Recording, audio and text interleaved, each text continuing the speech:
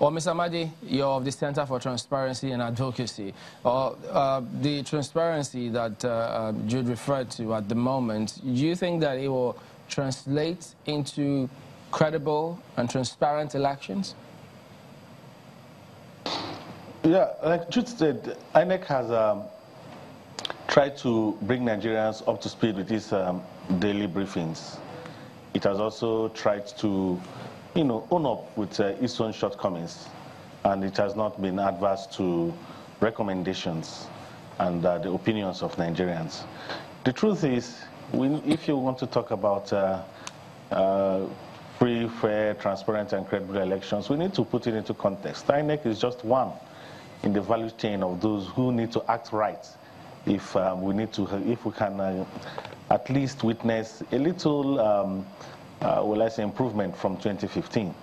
In the value chain of elections, you have the INEC, you have the voter, you have the parties involved, the dramatists, personally, like I call them, you have security agencies, and then these groups must, work aright and respect the law. What one of your reporters is reporting from Rivers State is saying to go by, you're already seeing the militarization of a purely civil activity, which is not good. This would perhaps affect voter turnout, and when you have apathy, that also leads to other issues. With regards to INEC, of course, we'll continue to hear issues of logistical challenges, like we hear about result sheets meant for certain wards in certain states being found in other places. Look, these things are here, they are human. We're talking about the printing of 439 million ballot boxes, movements of these ballot boxes, in an environment where the INEC itself has considered that there is attempts to sabotage its efforts, in an environment where the politicians want to get an upper hand, want to game the system, in an environment where we have other institutional challenges that just makes it very difficult to deliver, proper operational activities of the EMB. But having said that, I think that the moves being made so that according to INEC, if what they are saying in their daily briefing is anything to go by, I think they have overcome some of these initial hiccups. And we've been assured that by the end of today, every state in the Federation will have received its election materials. And by tomorrow morning, in fact, by later today, deployment to the racks will have taken place, and by tomorrow morning, 8 a.m., Nigerians will file out to vote. I expect that everybody in the value chain should behave and comply with the laws, but of course, this is Nigeria. It's not always going to happen that way. Let me get your views on the pattern for tomorrow. Because if you look back at previous elections, just maybe on the average, maybe an average rate of people come out to vote, signifying a very high level of apathy. With this kind of the situation you just mentioned, which we got from our correspondent in Rivers State, a heavy military presence, do you think that will be a major point of concern as people go out tomorrow to vote? Will that, for instance, make us see still half of 72.7 million people at the end of the day cast their votes, or do you expect anything miraculous to happen and be a departure from what we've experienced in past elections? If our experience from 1999 is anything to go by, if you look at the national average of voter turnout, Nigeria has not witnessed very large national turnout since the beginning of this dispensation. But then you also want to look at the causal factors, why there's not been a voter factor. And if you also impute some of the rhetoric, from all quarters, especially the actors, when you have, people talking, telling voters that a summary execution is the penalty for committing a most unfortunate act of infraction or an electoral violation. And when you have such rhetoric, it scares people. When you begin to involve the military for an activity that the Nigerian police is capable and statutorily empowered, even constitutionally empowered to carry, and you invite the military, and like it happened in one of the off-season elections, where as early as 4 a.m., I think that was in Osun State, as early as 4 a.m., our observers were reporting gunshots everywhere in the state and talking about show of force. You repel the people. Nobody wants to die because of what you call accidental discharge, which is perhaps a norm in our climb here. You hear accidental discharges. It scares people away.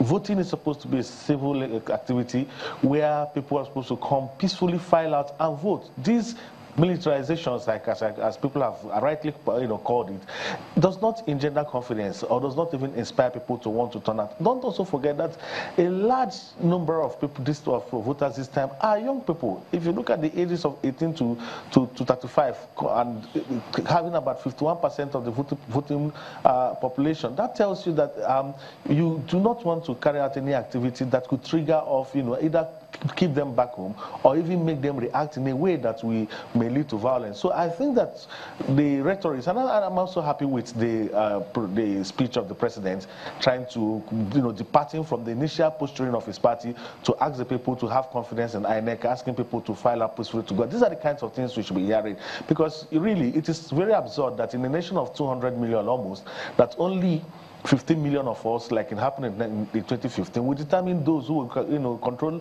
or have a say in our lives in the next 4 years.